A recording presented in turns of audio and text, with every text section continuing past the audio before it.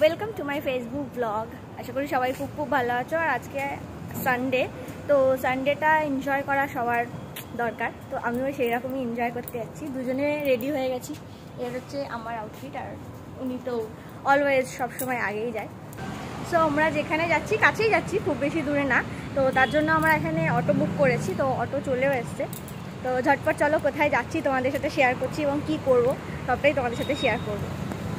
So আমরা আজকে যাচ্ছি, আজকে বহু দিন পর দুজনে মিলে একটু লাঞ্চ ডেটে বেরিয়েছি। হ্যাঁ, তো কাছেই যাচ্ছি, কারণ সুরাটে না খুব কাছাকাছি যত রেস্টুরেন্ট আছে বেশিরভাগটাই veg restaurant, non veg restaurant খুব কম আছে।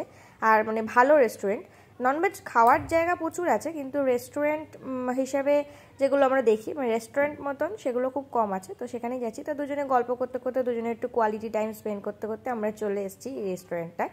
বেশ সুন্দর ভেতরে অ্যাম্বিয়েন্সটা, খুব বেশি বড় না, ছোটোর মধ্যে, কিন্তু বেশ সুন্দর। তো ফার্স্টেই আমরা নিয়েছিলাম এখানে পুদিনা নিম্বু কাবাব, পুদিনা নিম্বু কাবাব, নামটা আমি একটু ভুলে গেছিলাম। আর নিয়েছিলাম প্রনস বারবিকিউ। এটা খেতে জাস্ট অসাম ছিল। আর অ্যাজ অলওয়েজ সবসময় আমি যেখানে যাই মোহিত তো আমার সঙ্গে সবসময় থাকে। আমি নিয়েছিলাম ব্লুবেরি, আর ও নিয়েছিল কিউই। আর সবার শেষে আমাদের ফেভারিট আইসক্রিম উইথ গোলাপ জামুন। এটা এখন চারিদিকে ফেমাস।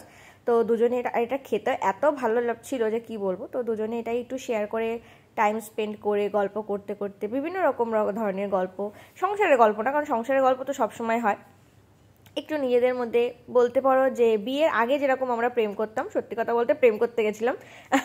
তো সেইভাবে দুজনে একটু সুন্দর মুহূর্ত কাটালাম, কিছু স্মৃতি বন্ধ করলাম, কারণ অনেক দিন এই মানে কাজের চাপে, ওর কাজের চাপে আর বাড়ি থেকে দূরে থাকার জন্য খুব একটা বেশি বাইরে আমাদের যাওয়া হয় না। আজকে অনেক দিন পরেই সত্যি আমরা দুজনে বাইরে বেরালাম। আর এখানে আমার বরকে দেখো, বলে না বয়স বাড়লেও মনটা বাচ্চা থাকে। ও খাওয়া দাওয়ার পর এখানে একটা ওয়েট মেশিন দেখেছে, সেখানে চলে এসেছে, বলছে আমি এখন ওয়েট করবো। বলছে খাওয়া দাওয়ার পর আমার ওয়েটটা কত হয়েছে আমি সেটা দেখবো। আমি ওকে বললাম দেখিস না, বেকার বেকার মেশিনটা ভেঙে যাবে।